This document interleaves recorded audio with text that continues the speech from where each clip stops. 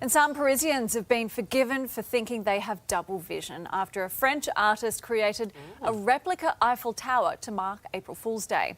Standing at 32 metres high, or just over 1/10 of the real deal, the creator, Philippe Mandron, says the idea came from a dream he had where the iconic structure had its very own baby. That sounds like a very normal dream to have. Who's the father, though? Well, that's right. Immaculate conception there. Statue of Liberty? I don't know.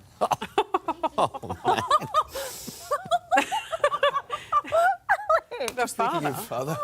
Isn't it Lady On a Liberty? Monday it's a morning, lady- it is before 8 o'clock.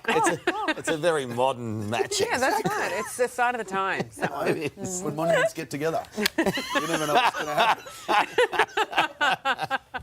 Yeah, here I was thinking that the guy who made the statue was the weird one. Yeah, no. Hey, It's definitely Alex. it's definitely me. Former Sharks playmaker Sean. Morning to you, Perth 27, Broome a shower or two and a possible storm on the way for you, 33 degrees. In the Alice, partly cloudy, 28, and in Darwin it is 33 degrees. Okay, we saw Wyatt doing it. Let's see how I go. Okay, so this is going around the entire thing, and let me tell you, it is not very glamorous and it is not very graceful, but it is a lot of fun. We're almost at the landing, guys, so I might have to leave you in just a moment to try and get Yeah, you're going to be a robot. Is that Supposed to happen? Oh, See you in half an hour. Not even sure how that happened. that looked like you leaving the races yesterday. Come on, I wasn't that bad. A little bit. I think you were worse. The Gold Coast. It's the first time a reigning premier has lost the opening 3 matches since North Melbourne. In 1976, they, of course, came back and won it the next year. Yes. They beat Collingwood. It was the draw. Remember the drawn grand final? Sorry, says. Yeah, the only grand final North Melbourne's won, by the way. I might just throw that in there. They've won a couple. No, it's the only one. North Melbourne. Only one.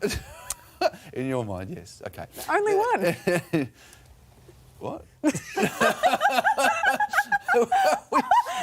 I don't know whether she's being serious either. Okay, hang on a second. Hang on. A few. You keep going. Okay. You keep going, I'll check. Okay, right. Check. I Wait, think they've won what? 3 if my mind stirs me. Huh? Just waiting for my very modern computer. 96, 99 they won. No. 77 they won. Oh, it's very So confusing. that's 3. 50 years since the first, it's 1975, defeating Hawthorn. Gosh, this is... Oh, my goodness. When you want to be up to date, you're Yeah. watching the right show. By the time we get to weather, it's going to be tomorrow. Not the Today Show. Let's get there anyway. Isa, Lisa might have the answer. you We'll reckon check in North later. Melbourne, 50 years? Let me tell you, it is a bit of a walk to get up. These guys are going to go first. This is Jai and his sister Ava. They are very brave doing this. All right, guys. Woo! Okay. I'm going to have a go as well. So, guys, this is the largest play centre of its kind in the Southern Hemisphere, and it is wild. It brings you back, but this is very cool. Ava's going down. Ooh. And now it is my turn. Ready to go? Okay, guys, apologies if I scream. Oh, that was easy, Isa. Okay, that is a new fear unlocked. Oh, those kids are a lot braver than me, and tell you what. But It's we are a in for a kid. very fun morning, It's a guys. We'll see you in kid's 30 slippery minutes and no more of that. Isa, come on. Come on, you can do Carl, the you do it. You do it. That is very hard. These guys were very brave. How did you find it? Good? Yeah. Scary. I agree. Very not scary. scary We'll find at all more for scary those stuff for you in a little bit, right? All right. Very Isa. proud of you, Isa. Little danger Very mouse. brave this morning. Thank you. A lot of people around Australia right now who don't want you to say anything bad about their eyes this No. morning, especially after a big weekend watching the Grand Prix. What exactly, though, did this study discover? This is an interesting one. They think that the back of the eyeball, inner lining is called retina, is essentially an extension of the brain. So Alzheimer's changes to the brain, we might be able to spot them by just looking into your eye during a regular doctor's visit. So they compared brains of people who had passed away with Alzheimer's, and they looked at the retina, and they did that also with people who didn't have Alzheimer's, and the correlation was so strong that now it's starting clinical trials to have patients come in, and just by simply looking at the back of the eye, be able to predict if they have Alzheimer's. Yeah, right. So the hope then is to try and diagnose the condition earlier. Right. I mean, that's an interesting point. We've made progress with fancy brain scans called PET scans, very cumbersome, sometimes dangerous. Lumbar punctures, a needle is shoved into your lower back to drain fluid. Patients don't want that. So we can come up with, hey, diagnostic strategies, but people don't use it, so it doesn't work. And this one is a nice new trajectory on how to minimally invasive glance at the back of the eyeball, potentially diagnose Alzheimer's and follow it as well. I think it's so fascinating that you can tell so much from the eyes. What else can your eyes, tell you about your health? Yeah, so there's the outside of the eye, and then there's the back of the eye. The back of the eye is really where it's at. So diabetes, stroke, high cholesterol, when you go to your eye doctor or your regular doctor, you can have diabetes and feel fine, but when they tell you the back of your eye, the optic disc or the retina or the nerve is being damaged, people take that seriously. They say, okay, diabetes, I feel fine, but I might be... That's a bit scary. Wait a second, I'm concerned with what I see. Yeah, what do you see? Do tell. You're not the only one. I think liver disease and... That's just this weekend, too. Weekend adventures. But in all seriousness, you have to actually look through the eye to the back of the eyeball. Yeah, can't That you was see just a through his glance at eyes? the I can see surface. through those eyes. I wouldn't mind looking at Dr. Jandil's eyes and see it through the back of his. Can we do that? What would that You tell don't us? want to... You'll need a psychiatrist when you're done looking into my mind. A lot to unpack. But It's fascinating stuff, so- Doc. Great to see you. Appreciate Pleasure. it. Welcome back to the show. Well, it was the perfect day to fly, and for one eager student, it should have been a successful second trip controlling a light plane. But within just minutes, it all went wrong. Just had an engine failure at 1,500 feet.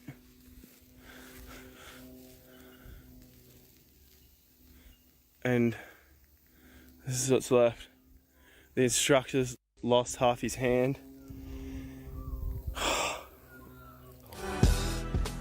That's an eyewitness account here of the man who was involved in the crash. I know, It's right? unbelievable. Joining us is the student himself and the student pilot, Jake Elvin. Jake, good morning to you.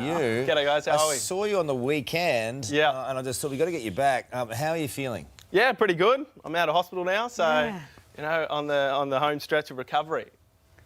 Because it's actually quite incredible to think that you were filming right after the crash. Well, it's not a good story unless you got the video proof of it. So, and it's that unbelievable that I'm like, it needs to be someone filming this. So. Okay, so for those people at home who didn't see you on the weekend Today Show, would be very few out there, but for those who didn't, can you tell us what happened? Yeah, so we're just second training lesson doing my licence, and we're doing touch and goes, and I just come off takeoff. We're pulling back up to 2,000 feet, and engine RPM started dropping off, and before you know it, engine conked out, locked up, and we're in one very quiet glide trying to make it back to the runway, but just didn't have enough height. And it's really windy day, so ended up coming in, tried to make the runway, didn't happen. And plane ended up stalling, falling out of the sky, and we parked it in the bushes. I mean, you're such a cool guy, but this must have been absolutely terrifying. Well, I was more focused on trying to get the thing back to the runway, so I didn't really think about anything else other than just like, all right. And then at the last minute where it did stall, that's when I started thinking, man, this is going to hurt. But you do end up on the ground, and what was that immediate aftermath like? Yeah, well, so I was out for a little while. The last thing I remember is hitting the first tree, because we come in and made a bit of a clearway on the way through. So hit the first tree, which spun the plane over. That's where my memory finishes. And then I remember waking up, hanging upside down in the plane, going, holy crap, we made it. Yeah.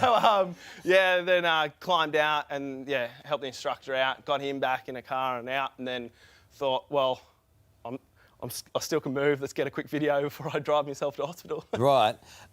Well enough to drive yourself to hospital. I mean, oh my I mean, goodness. it's a pretty remarkable story. And the injuries that you had? pretty minor considering.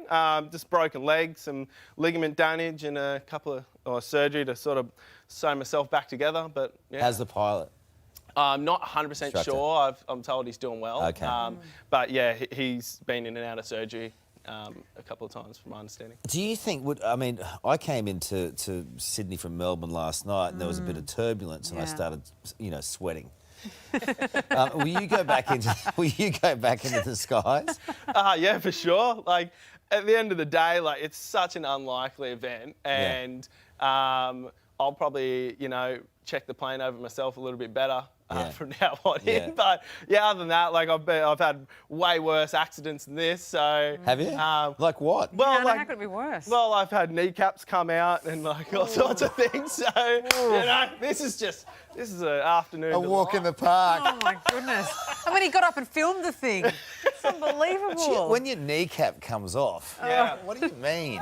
Yeah, well, racing motorbikes, hit a you're tree an a bit too adrenaline hard. junkie. And the kneecap just slides off. Yeah, I had to go find it. So, anyway, it's back in now. She's good to go. Oh my goodness! It's not a worry at all. Go and find your kneecap. That's the Yeah, first. it's like hide and seek, but with heaps more motivation. You are a great charecter. Good luck. We'll take some cameras with you next time you go up. For Yeah, that, we'll put the GoPros on. because God knows what's going to happen. Anything could happen. Oh my goodness! Thanks, champion. All the best in the recovery, and we're glad you're all right. Not a worry. Yeah, Thank you. What a legend. very relieved you're okay. Oh wow! Phew. I know. Recovering from that myself. All right. Hey there, Today fans. Sarah and What's my name again? Karl. Hey, thanks for watching our YouTube channel, though. Subscribe now for more news, special reports, and amazing Aussie stories. And Karl misbehaving, Whoa, of course. that never happens. always happens. What's she talking about? Always happens.